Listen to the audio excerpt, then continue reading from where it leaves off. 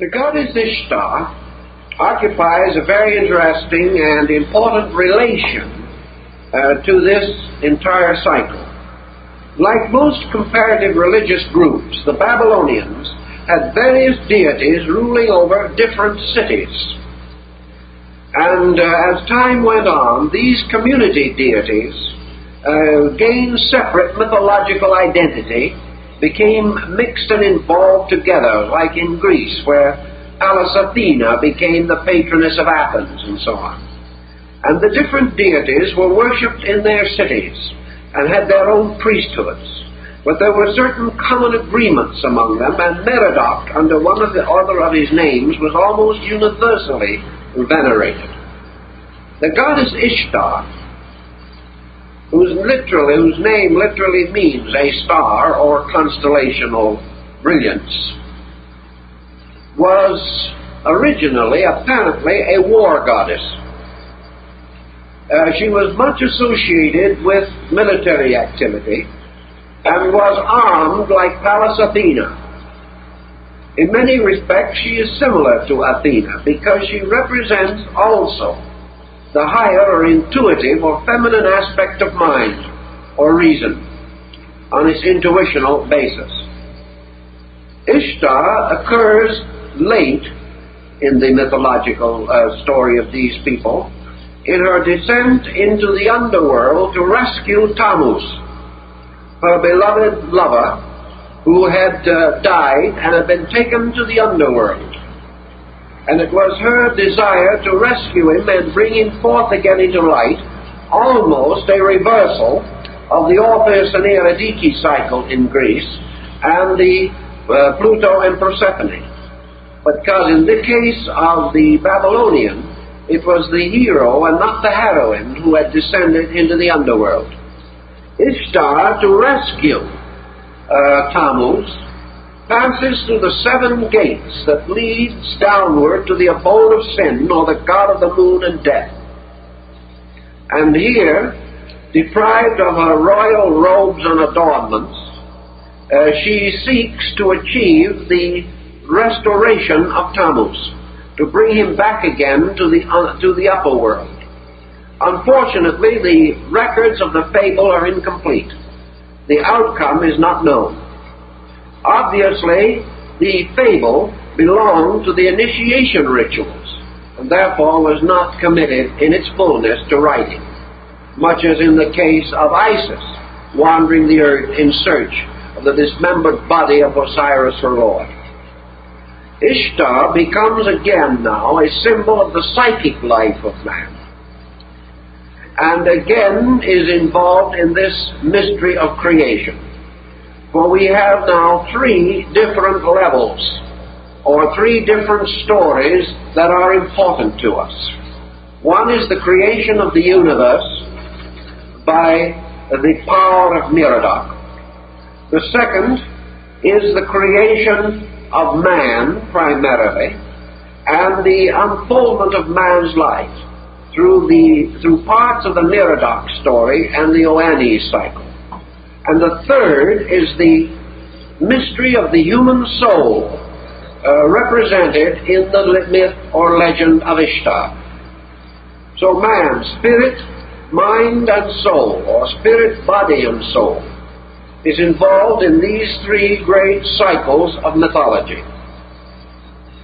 The Babylonians also recognized the soul equation in their religious teaching, and were among the first to set forth this concept almost exactly as it later occurs in the religious writings of the Semitic peoples. For in this concept, the soul which is rescued represents something that is brought into existence and which is first of all sacrificed for the good of the ego or the self, and later becomes the redeemer of it. So the psychic life of man is first of all his internal life, which restores his external life. And also the soul is actually the experience which man has inwardly accumulated. Experience is something that nothing can bestow except through the long and difficult process of growth. Therefore, the soul cannot be given to man. It must be earned. But the soul, in turn, becomes the redeemer of the personality. And Ishtar, descending through the 7 gates, representing the 7 sensory levels of man and the 7 degrees of material existence, finally rescues man from materialism, which is the symbol of death. So man's psychic nature gradually created within him, as explained in the Old Testament in the creation of Eve. The psychic life of man becomes his redeemer, and like Pallas Athena, is born fully armed from the head of Zeus. For the whole evolutionary process of man is the perfection of qualities within his consciousness, qualities which gradually come to have an existence of their own. So in the Babylonian and in the Greek, and to a great degree in the Chinese, where it is a very commonly taught doctrine, we find the creation of the alchemical homunculus, or the artificial human being, the positive polarity of the negative concept of the Frankenstein. Now, man has always played with the idea of manufacturing or creating artificial beings. He has toyed with the concept that sometime he could create life. He doesn't know it, but this is a psychic statement of a fact. Man does create life. Because man, as a living creature, is creating his own soul, which is an artificial living thing, to which he is capable of bestowing life. When he bestows life, he plays the part of Merodach, for he gives of himself to preserve or protect the life of his own soul. This, of course, is preserved in the era of chivalry, in the legends of the knight going forth to defend the damsel in distress, and if necessary, giving his life to protect her honor. And each human being, at one time in his evolution, must give his life to protect the honor of his soul. This is because the psychic life within him is the alchemical product which all other things are involved in the perfection of and the completion of its part in man's nature. Thus we have it as the philosopher's stone in alchemy, the stone that is produced from the blending of the 3 mysteries of salt, sulfur, and mercury.